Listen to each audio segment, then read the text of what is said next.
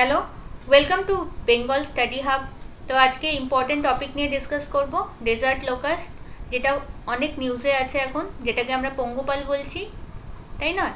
এবং এটা ফসলের পর ফসল, বিঘার পর বিঘার ফসল নষ্ট করে দিচ্ছে। এটা এক ধরনের ইনসেক্ট, ইনভেসিভ ইনসেক্ট, যেটা একা তো ক্ষতি করতে পারে না, বাট সোয়ার্ম, সোয়ার্ম মানে এদের ঝাঁকিকে সোয়ার্ম বলে। কোনো কিছুর যদি পতঙ্গের ঝাঁক থাকে একসাথে যদি, তখন তাকে সোয়ার্ম বলে। আর এই ডিজার্ট লোকাস্টের সোয়ার্মগুলো এত বড় যে এটা এত বড় কোনোদিন আমরা হয়তো দেখিও নি, এত বড় কোনো ঝাঁক একসাথে, এতগুলো পতঙ্গের একটা ঝাঁক, মানে 10 কিলোমিটার 12 কিলোমিটার জুড়েও থাকতে পারে, এবং চওড়াও 2 থেকে 3 কিলোমিটার পর্যন্ত হয় এগুলো। তো এত বড় বড় ঝাঁক একবারে যেখানে অ্যাটাক করে সেখানকার পুরো ফসল ধ্বংস করে দেয়। এবং একদিনের এরা বলা হয়, এখনই আমরা দেখব যে মানে 35,000 জনের খাদ্য ফসল নষ্ট করে দেয়। ঠিক আছে, 35,000 জনের খাওয়ার মতো। তো কি কি প্রবলেম হচ্ছে এদের জন্য, এটা আমরা আজকে দেখে নেব এই ভিডিওটিতে। তো দেখো, এখানে একটা তোমরা চিত্র দেখতে পাচ্ছ, এবং তোমরা যেটা থাম্বনেল সেখানেও দেখেছো এই ফটোটা। তো এটাই হচ্ছে ডেজার্ট লোকাস্ট। ঠিক আছে, এরা কিন্তু একা সেরকমভাবে ক্ষতি করে না, গ্রাস হপার টাইপের একরকম এরা ইনসেক্ট, গ্রাস হপার টাইপের। এবং এরা যখন সোয়ার্মে থাকে, অনেকগুলো এদের ঝাঁকটা এতই বড় থাকে, এরা অনেক বেশি ক্ষতি করতে পারে। শুধুমাত্র এটা না ফসলের, এরা কিন্তু পুরো ফ্রুটস থেকে নিয়ে, ভেজিটেশন থেকে নিয়ে অনেক কিছু ক্ষতি করতে পারে। ইভেন এখন তো রেসিডেন্সিয়াল এলাকাগুলোতেও ঢুকে গেছে। তোমরা ভিডিও হয়তো দেখে হবে, যেগুলো ভাইরাল হয়েছে। তো সেখানে রেসিডেন্সিয়াল এলাকাতে এই ঝাঁকগুলো ঢুকে পড়েছে।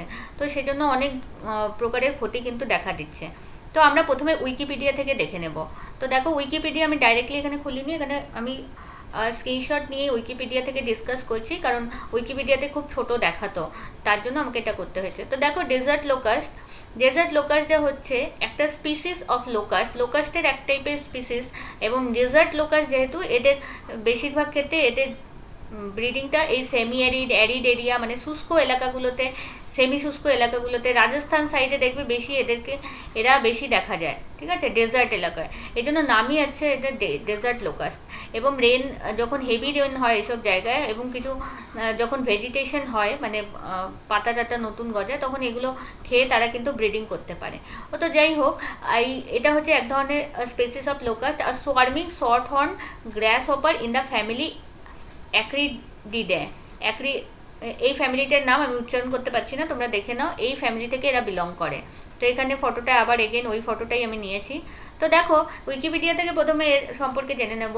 ইট was one of the most devastating migratory pest in the world. তো মাইগ্রেটরি কেন বলা হচ্ছে? এরা এক দেশ থেকে আরেক দেশে যাতায়াত করতে থাকে, সেজন্য এদেরকে মাইগ্রেটরি বলা হচ্ছে। এবং পেস্ট মানে কি, এর আগের দিনও আমি নিউজে বলেছিলাম, পেস্ট মানে হচ্ছে যেটা আমাদের ফসলকে কীড়া বলি না, আমার ফসলে কীট ধরে গেছে, ঠিক আছে, সেটাকে আমরা পেস্ট বলি। এবং পেস্ট থেকে বাঁচার জন্য আমরা ফসলে কি দিই? পেস্টিসাইড দিই। পেস্টিসাইড মানে যারা পেস্ট বা জীব এইরকম ইনসেক্টদের মারে, তাদেরকে আমরা সেই জিনিসটাকে আমরা পেস্টিসাইড বলি, কেমিক্যালকে। অ্যান্ড পেস্ট হচ্ছে সেই কীটটাকে পেস্ট বলি, যারাই ফসল নষ্ট করে। তো এরা এক ধরনের migratory pest in the world and is highly mobile and feeds on large quantities of any kind of green vegetation. এরা হাইলি মোবাইল, এবং খুব খুব বেশি এরা হাইলি মোবাইল, মানে খুব বেশি এরা যাতায়াত করে স্পিডে। হাইলি মোবাইল মানে এরা খালি ঘুরতেই থাকে, ঠিক আছে, চলতেই থাকে। তো এরা যে ঝাঁকে ঝাঁকে এরা কিন্তু ঘুরতেই থাকে। এবং এরা কিসের উপর ডিপেন্ড করে? গ্রিন ভেজিটেশনের উপর কিন্তু ডিপেন্ড করে। এবং কি কি পড়ছে সেই গ্রিন ভেজিটেশনের উপর? ক্রপস, প্যাস্চার, ফডার, এই জিনিসগুলোর উপরেও কিন্তু তারা, গ্রিন ভেজিটেশন তো ঠিকই আছে, তার সাথে সাথে ক্রপস, যেটা আমাদের খাদ্যের উপর বিশাল সংকট এখন দেখা দিয়েছে এর ফলে, যেহেতু এরা ক্রপসকে বিশালভাবে ক্ষতিগ্রস্ত করছে। তাছাড়া প্যাস্চার, ফডার, এগুলোকেও কিন্তু হিট করছে। আর typical swarm can be made up of 150 million locust per square kilometre. তাহলে বুঝতে পারছো, 150 million locust per square kilometre. 1 কিলোমিটারে কিন্তু 1.5 কোটি, 1.5 কোটি একটা ঝাঁকের মধ্যে তাদের থাকে, একটা ঝাঁকির মধ্যে। তাহলে বোঝা যাচ্ছে একটা সোয়ার্ম, এক একটা ঝাঁক এই লোকাস্টের, এই কীটের, এই পতঙ্গের 1.5 কোটির মতো কিন্তু সংখ্যার মতো এই লোকাস্টগুলো থাকে এক একটি ঝাঁকে। And is carried on the wind, এবং বায়ুর ফলে এরা আরও তাড়াতাড়ি চলে যেতে থাকে, বায়ুর সাথে সাথে এরা উড়তে থাকে।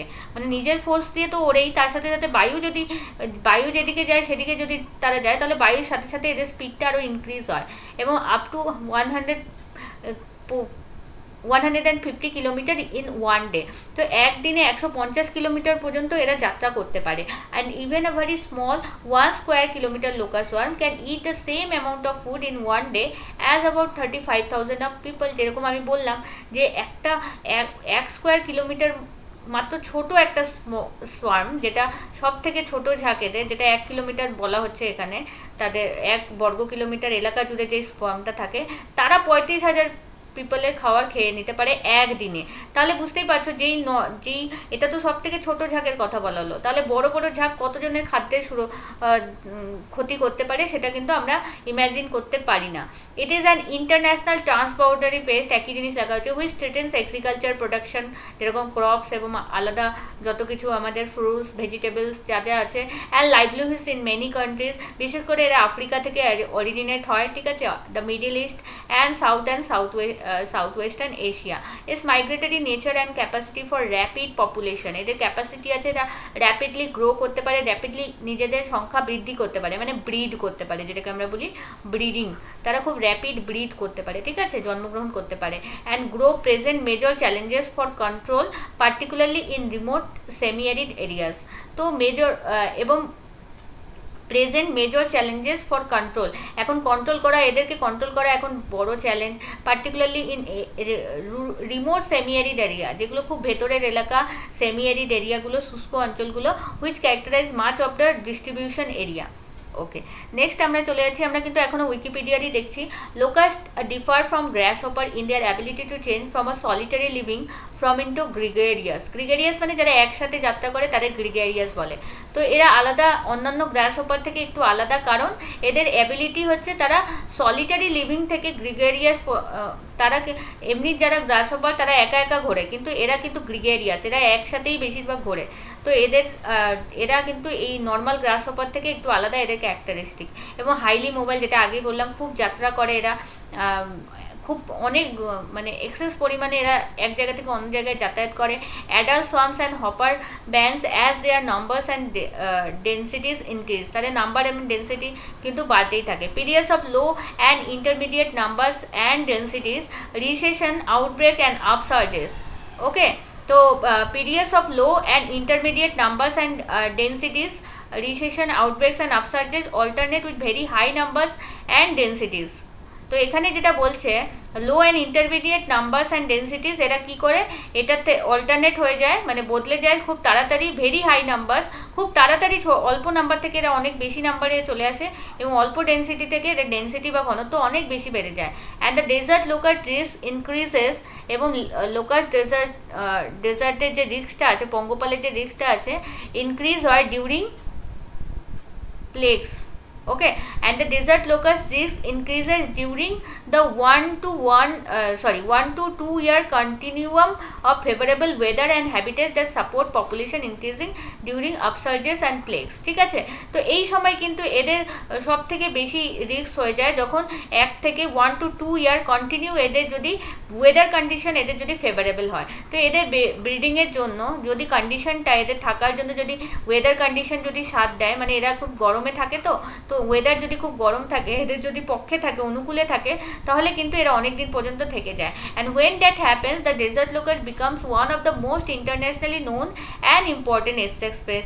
এবং এই সময় কিন্তু এদেরকে সব থেকে বেশি এরা নিউজে চলে আসে, কারণ যখন অনেক বছর অবধি থেকে যায়, সেই আফ্রিকা থেকে আসলো, আর এখনও বলা হচ্ছে এখন যে ভারতে ঢুকেছে এবং ভারতের যে রাজ্যগুলোকে এরা হিট করেছে, এখনও বলা হচ্ছে যে এরা অনেক দিন পর্যন্ত কিন্তু আমাদের জায়গা এই থাকবে, আমাদের দেশে এবং অন্যান্য দেশে।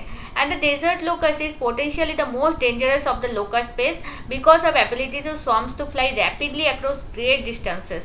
তো এরা এই টাইপের লোকাস্টগুলো, যেগুলো ডেজার্ট লোকাস্ট, তারা খুব ডেঞ্জারাস হয়, কারণ তাদের এইরকম লোকাস্টের ঝাঁকগুলোর এবিলিটিটা খুব বেশি থাকে কী করার, র্যাপিডলি খুব দ্রুত বড় বড় ডিস্টেন্স ক্রস করা। And it has 2 to 5 generation per year, এবং এদের প্রত্যেক বছর 2 থেকে 5টা জেনারেশন এরা প্রডিউস করতে পারে। And the major desert locust upsurge in 2004-05 cause significant crop losses in West Africa. Last কিন্তু 2004-05 সিগনিফিক্যান্ট ক্রপ লস হয়েছিল ওয়েস্ট আফ্রিকায় এই ডেজার্ট লোকাস্টের জন্য, and diminished food security in the region, এবং সেই জায়গায় ফুড সিকিউরিটিকে কিন্তু তারা হার্ট করেছিল, তারা ক্ষতিগ্রস্ত করেছিল। এবং এবার আমরা কারেন্ট যেটা নতুন তথ্য সেটা দেখে নিব। In February 2020 the UN food and agriculture organisation, যেটাকে আমরা FAO বলি এবং যার হেডকোয়ার্টার রোমে আছে, তারা অ্যানাউন্স করেছে that desert locust are destroying tens of thousands of hectares of crops and grazing land in North East Africa. তারা হচ্ছে tens of thousands of hectares crop কিন্তু সেখানে ডিস্ট্রয় করছে, বিশেষ করে নর্থ ইস্ট আফ্রিকায়, in the worst invasion in 25 years, এবং বলা হচ্ছে 25 বছরে এটা সব থেকে ওয়ার্স্ট ইনভেশন মানে আক্রমণ। And the United Nations also warns that a dangerous situation is now facing the region and a particular eastern Ethiopia. তো মানে একটা ডেঞ্জারাস সিচুয়েশন কিন্তু ফেস করছে, এবং পার্টিকুলারলি ইস্টার্ন ইথিওপিয়া এই জায়গাটা কিন্তু আফ্রিকার এই দেশটা কিন্তু সব থেকে বেশি একটা situation ফেস করছে, dangerous situation. And since this announcement swarms have cost Somalia two declare a state emergency. Even আফ্রিকার একটা দেশ সোমালিয়া, তারা কিন্তু স্টেট ইমার্জেন্সি ঘোষণা করে দিয়েছে এই লোকাস্ট ওয়ার্মের জন্য। তাহলে বুঝতেই পারছো এর যে আক্রমণ যদি বৃদ্ধি পায় তাহলে কীরকম সিচুয়েশন হতে পারে, একটা দেশে এমার্জেন্সি সিচুয়েশন চলে আসতে পারে, মানে কোভিড-19 থেকে কোনো অংশেই পিছিয়ে নয় কিন্তু এটা। And spread to the other east African countries, এবং আরও অন্যান্য ইস্ট আফ্রিকান কান্ট্রিতে এরা স্প্রেড হচ্ছে, যেমন Kenya, Uganda, Tanzania and most recently south Sudan, এবং খুব রিসেন্টলি সাউথ সুদানে কিন্তু এরা এরকম করছে। নেক্সট আমরা একবার এই ফটোটা দেখে নিব, এটা জয়পুরের ফটো। লোকাস্ট সোয়ার্ম দেখতে পাচ্ছ পুরো একেবারে ঘিরে ফেলেছে জয়পুরকে রাজস্থানে, এবং 25 মে 25 তারিখের এই ফটোটি। আচ্ছা, এরপরে আমরা কিছু ইনফরমেশান দেখে নেব আমাদের ইন্ডিয়াতে ঢোকার পর কী হয়েছে। Typically remain restricted to the generally, এই যে লোকাস্ট আক্রমণ এটা কিন্তু খুব অনেকদিন আগেই চলে আসছে, অনেকদিন ধরেই এরকম আক্রমণ হয়ে থাকে, আগেও হয়েছে, কিন্তু এই দশকে এটা সব থেকে ডেঞ্জারাস লোকাস্ট আক্রমণ, ঠিক আছে। তো যাই হোক, এরা যখনই এরকম আক্রমণ হয় লোকাস্টের মানে পঙ্গপালে, তখন এগুলো রেস্ট্রিক্টেড থাকে আমাদের দেশের ওয়েস্টার্ন এরিয়াগুলোতে, মানে পশ্চিমাংশ, যেরকম রাজস্থান, গুজরাট, অ্যান্ড এই সময় জুন থেকে সেপ্টেম্বর মান্থের মধ্যেই কিন্তু এরা এক্সিস্টেন্ট থাকে। অ্যান্ড বাট এইবার কি হয়েছে, সোয়ামস হ্যাভ মুভ ফার ইনওয়ার্স, এবার অনেক ভেতরে ঢুকে গেছে, ওয়েস্ট মানে রাজস্থান এবং গুজরাটের মধ্যে সীমিত না থাকে, এরা আরও ভেতরে ঢুকে গেছে, এবং in much greater numbers than usual, এবং যত ইউজুয়াল নাম্বার এদের হয় সংখ্যা হয় তার থেকে অনেক বেশি নাম্বারের সহিত এরা আরও ভারতের ভেতরে ঢুকে গেছে। And not just in Rajasthan but the neighbouring states of কোন নেইবারিং স্টেটে, মধ্যপ্রদেশ, হরিয়ানা, গুজরাট, পাঞ্জাব অ্যান্ড উত্তরপ্রদেশ, এই স্টেটগুলোতেও কিন্তু আক্রমণ করে দিয়েছে এই ডেজার্ট লোকাস্ট। অ্যান্ড এগুলো এক একটা ঝাঁক কিন্তু দেখা গেছে, ইভেন বিদর্ভ রিজিয়ন, মহারাষ্ট্রের বিদর্ভ রিজিয়নে দেখা গেছে এই ঝাঁকের মানে যেটা মানে সাইজটা সেটা 10 কিলোমিটার লং এবং 2 kilometre wide, are also spotted in the Vidarbha region of Maharashtra. তো মহারাষ্ট্র পর্যন্ত কিন্তু চলে গেছে, আমরা দেখতে পাচ্ছি, এবং সেটার সাইজটাও অনেক বড় সেই সোয়ামটার। সোয়াম মানে বারবার বলছি, সোয়াম মানে তাদের গ্রুপটাকে আমরা সোয়াম বলছি, যে কোনো পতঙ্গের গ্রুপকেই সোয়াম বলা হয়, সেজন্য এটার সাথে আমরা কনফিউজ করবো না। এবং রবি ক্রপ হচ্ছে has already been harvested and kharif is yet two B planted. তো এটা বলা হচ্ছে যে খুব বেশি ক্ষতি হয়নি আমাদের ফসলে, এই জন্য, কারণ রবি ক্রপ অনেকটাই হারভেস্টেড করা হয়ে গেছে ম্যাক্সিমাম পোর্শন, এবং খারিফ ক্রপ এখনও কিন্তু সেরকমভাবে লাগানো হয়নি, তাই খুব বেশি ফসলে ক্ষতি করতে পারছে না। কিন্তু এরা যদি আরও বেশি দিন টিকে যায় তাহলে কিন্তু অনেক বড় ক্ষতি হতে পারে, এবং অলরেডি অনেক হেক্টর ক্ষতি হয়ে গেছে। রাজস্থানে বলা হচ্ছে মানে লক্ষ অবধি হেক্টর কিন্তু ক্ষতি করে দিয়েছে ফসলে। অ্যান্ড আমাদের পুরো ইন্ডিয়ান এগ্রিকালচার সেক্টরকে এত বড় একটা থ্রেট দিচ্ছে, কিন্তু একটা বড় রিস্ক আছে পুরো এগ্রিকালচার সেক্টরের ক্ষেত্রে ফর দিস এই লোকাস্ট ডেজার্ট লোকাস্ট। এবং এরা কি করতে পারে, আমি যেটা বললাম 150 কিলোমিটার পর্যন্ত একদিনে এরা 150 কিলোমিটার মতো যাত্রা করতে পারে, এবং এরা অনেক সব রকমের প্ল্যান্ট কিন্তু রাস্তায় যত রকমের প্ল্যান্ট পড়ে, যে তাদের পাতা, তাদের ফুল, ফল, সিড, বীজ, বার্গ সব কিছু কিন্তু এরা গ্রিনের প্রতি বেশি আকর্ষিত। তো গ্রিন ভেজিটেবলস, গ্রিন ক্রপ, যা কিছু গ্রিন এরা পায়, বা ফ্লাওয়ার, ফ্রুটস, এইগুলোও কিন্তু তারা খেয়ে ফেলে যত কিছু রাস্তায় পড়ে। তাহলে বোঝাই যাচ্ছে 150 কিলোমিটার যদি রাস্তা, মানে তোমরা ইমাজিন করে না, তোমাদের বাড়ি থেকে 150 কিলোমিটার রাস্তা অবধি পুরো পঙ্গপাল একদিনে কিন্তু এরা পুরো ধ্বংস করে দিতে পারে ফসলের পর ফসল। নেক্সট দেখো, union agriculture ministry's locust warning organisation. তো আমাদের দেশে একটা লোকাস্ট ওয়ার্নিং অর্গানাইজেশন আছে, একটা আছে বা দু তিনটে আছে আমি বলতে পারবো না, তবে যোধপুরে একটা আছে লোকাস্ট ওয়ার্নিং অর্গানাইজেশন। তারা কিন্তু কি করেছে, তারা ফোরকাস্ট করে, এই যে তারা তারা অ্যানালাইজ করে এরা কিভাবে, এদের ডেন্সিটি কীরকম হতে চলেছে, কীরকম আক্রমণ হবে, মানে যেরকম ওয়েদার ফোরকাস্টিং হয় না, এরা হচ্ছে লোকাস্ট ওয়ার্নিং, তারা ওয়ার্ন করে, ওয়ার্নিং দেয়। সেরকমই যোধপুরে কিন্তু, রাজস্থানের যোধপুরে এই ইউনিয়ন এগ্রিকালচার মিনিস্ট্রির এই লোকাস্ট ওয়ার্নিং অর্গানাইজেশনটা আছে, কারণ এটা কৃষিক্ষেত্রকে, ক্রপকে বেশি ক্ষতি করে, সেজন্য এটা এগ্রিকালচার মিনিস্ট্রির আন্ডারে পড়ছে। 2 meteorological driver behind the current locust. তো এবার বলছি কারণটা, কারেন্ট যে লোকাস্ট অ্যাটাক হয়েছে আমাদের, লোকাস্ট ইনভেশন হয়েছে আমাদের দেশে, তার দুটো মেটেরোলজিক্যাল কারণ আছে, আবহাওয়াজনিত কারণ আছে। কি কি আছে?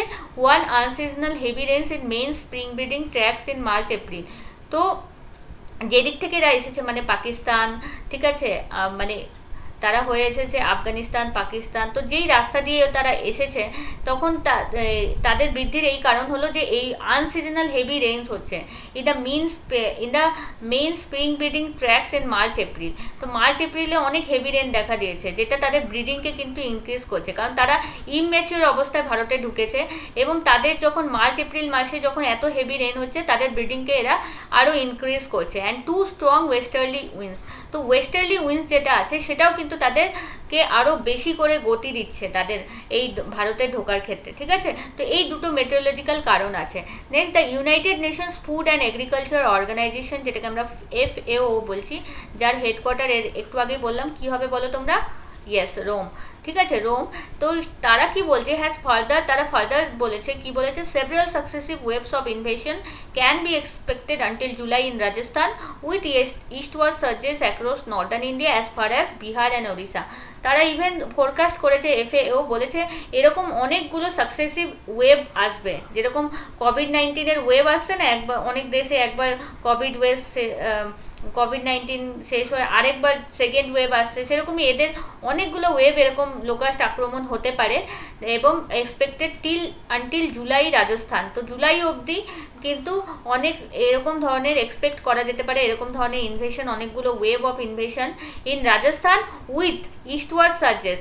শুধুমাত্র রাজস্থান না, তার সাথে ইস্টওয়ার্ড মানে গুজরাট, আরও ভেতরে গিয়ে মধ্যপ্রদেশ, উত্তরপ্রদেশ এবং across northern India, even Uttar Pradesh, আমাদের ওয়েস্ট বেঙ্গল, বিহার এবং ওড়িশা পর্যন্ত কিন্তু এরা চলে আসতে পারে, এরকম ফোরকাস্ট করা হয়েছে। নেক্সট দেখো, but after July there would be westward movements of the সোয়াম্প। কিন্তু জুলাইয়ের পরে একটা ওয়েস্টওয়ার্ড মুভমেন্ট কিন্তু দেখা যাবে সোয়াম্পসের, এটাও ফোরকাস্ট করা হয়েছে, as they will return to Rajasthan on the back of the changing winds associated with the south west monsoon. তো সাউথ ওয়েস্ট মনসুনের সাথে অ্যাসোসিয়েটেড যেটা চেঞ্জিং উইন্ডস আসবে, তার সাথে সাথে এরা কিন্তু আবার রাজস্থানের দিকে ফেরত চলে যাবে, এরকম কিন্তু এক্সপেক্ট করা হচ্ছে। A proactive exercise of control through aerial spraying of ultra low volume of concentrated insecticide in all potential breeding sites is required along with continuous monitoring of the crops during the ensuing kharif season। তো বলা হচ্ছে একটা proactive exercise of control করার জন্য একটা proactive exercise করতে হবে, through aerial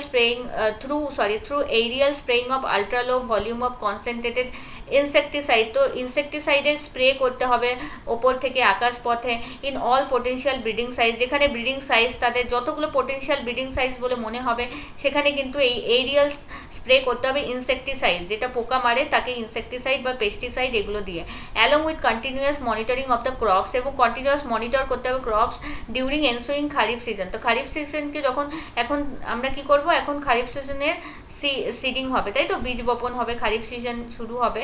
তো সেটার সময় কিন্তু একটা স্ট্রিক্ট মনিটরিং আমাদের ফসলগুলোর উপর রাখতে হবে, কি হঠাৎ করে যাতে পঙ্গবল সব ফসলগুলোকে ধ্বংস না করে দেয়। এবং তাছাড়া আর কি কি উপায়, তো লাস্টে আমরা উপায়গুলো আলোচনা করছি কি কি করা যেতে পারে। টাস্ক ফোর্সেস গঠন করা হতে পারে, কারণ এটা যেখানে অনেকগুলো দেশ এমার্জেন্সি ঘোষণা করছে, তো আমাদের দেশে টাস্ক ফোর্স তো গঠন করাই যায়, ঠিক আছে। ইনসেকটিসাইড আরও বেশি করে প্রোভাইড করতে হবে, গভর্নমেন্ট থেকে ফ্রি প্রোভাইড করতে হবে কৃষকদের, অ্যান্ড আদার কেমিক্যালস, আরও অন্যান্য কেমিক্যালস যেগুলো কন্ট্রোল করতে সাহায্য করবে, উইথ প্ল্যান্স অফ ইউজিং ড্রোনসের ইউজ করা যেতে পারে, ব্যবহার করা যেতে পারে, aeroplanes to fight the locust armies also in the works, এগুলো ফাইট করার জন্য ইউজ করা যেতে পারে। Individual farmers meanwhile have resort to smoking, যারা ইন্ডিভিজুয়াল ফার্মার আছে, এটা তো লার্জ লেভেলে করতে হবে, গভর্নমেন্টের দ্বারা করার কথা বলা বলা হচ্ছে, কারণ এক একটা ইন্ডিভিজুয়াল ফার্মার অত বেশি অ্যাফোর্ড করতে পারবে না। কিন্তু ইন্ডিভিজুয়াল ফার্মাররাও নিজের লোকাল লেভেলে কিছু কিছু কাজ করতে পারে। তারা নিজেদের একটা গ্রুপ তৈরি করতে পারে, গ্রুপ তৈরি করে তারা restore to smoking in the insect out, smoking সৃষ্টি করতে পারে চারিদিকে, ফসলের চারিদিকে, যাতে এগুলোকে ভাগানো যেতে পারে, স্প্রে করতে পারে chemicals, and even making loud noises. আচ্ছা, এটা একটা ইম্পর্টেন্ট পয়েন্ট, লাউড নয়েজেস সৃষ্টি হলে, খুব জোরে আওয়াজ করলে তারা নাকি পালিয়ে যায়,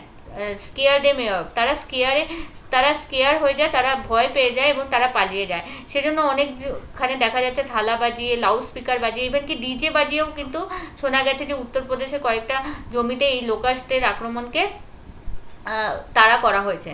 তো এটাই ছিল পুরো ডেজার্ট লোকাস্টের সম্পর্কে, এবং লাস্টে কিছু উপায় ছিল যেটা তোমরা বেশি করে মনে রাখবে, কারণ প্রবলেমগুলো তোমার দেখতে দেখতে মুখস্থ হয়ে যাবে, কিন্তু সলিউশনগুলো কিন্তু সব জায়গায় দেওয়া থাকে না এবং আমাদের মাথায়ও থাকে না।